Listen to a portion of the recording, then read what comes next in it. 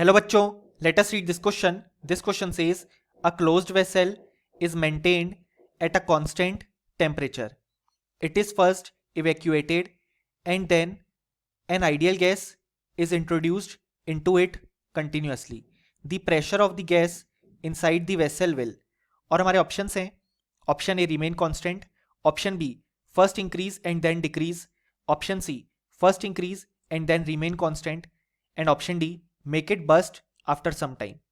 सो इस क्वेश्चन में हमें कहा गया है कि एक क्लोज्ड वेसल है जिसको हमने एक कांस्टेंट टेम्परेचर पे इनिशियली मेंटेन किया है. फिर हमने उसमें से पूरी गैस रिमूव कर ली, यानी कि उस वेसल को इवैक्यूएट कर लिया. देन हमने आइडियल गैस इंट्रोड्यूस करना स्टार्ट की उसमें कंटिन्यूअसली. तो ये हमसे पूछा गया है कि जो प्रेशर ऑफ गैस है इनसाइड द वेसल उसमें क्या चेंज आएगा.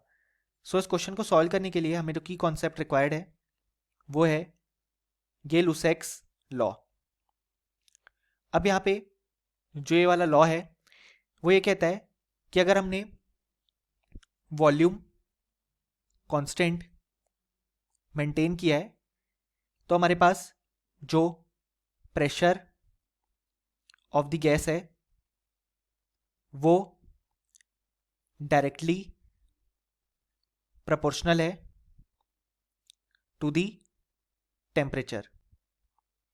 अब यहां पे हम देख सकते हैं by the ideal gas equation भी कि जो पीवी होता है वो इज इक्वल टू एनआरटी होता है.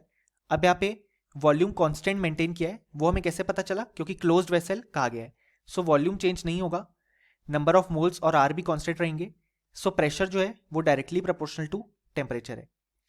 अब इनिशियली एक सर्टेन अमाउंट ऑफ टेम्परेचर रखा गया है, उसके बाद ये हमारे पास जो प्रेशर है उसको हम चेंज कर रहे हैं.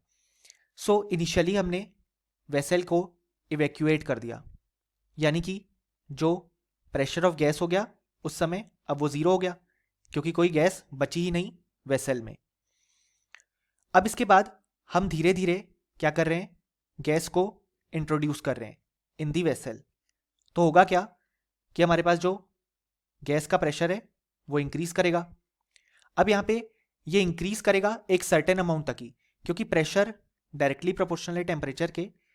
तो यहाँ पे टेम्परेचर हमसे कहा गया है कि एक कांस्टेंट वैल्यू इनिशियल थी मेंटेन, तो प्रेशर उतना ही इंक्रीज हो पाएगा जब तक ये कांस्टेंट वैल्यू रीच नहीं हो जाती.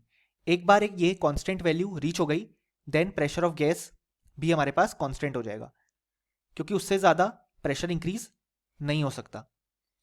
इसलिए हमारे इस क्वेश्चन का जो करेक्ट ऑप्शन हो जाएगा वो हो जाएगा ऑप्शन सी, कि first increase and then remain constant. और option A, B and D हैं वो हमारे पास इनकरेक्ट हो जाएंगे. यानी कि फाइनली हमें बोल सकते हैं कि इस क्वेश्चन का हमारे पास जो करेक्ट आंसर आ गया वो आ गया option C. Hope you understood it well. Best of luck.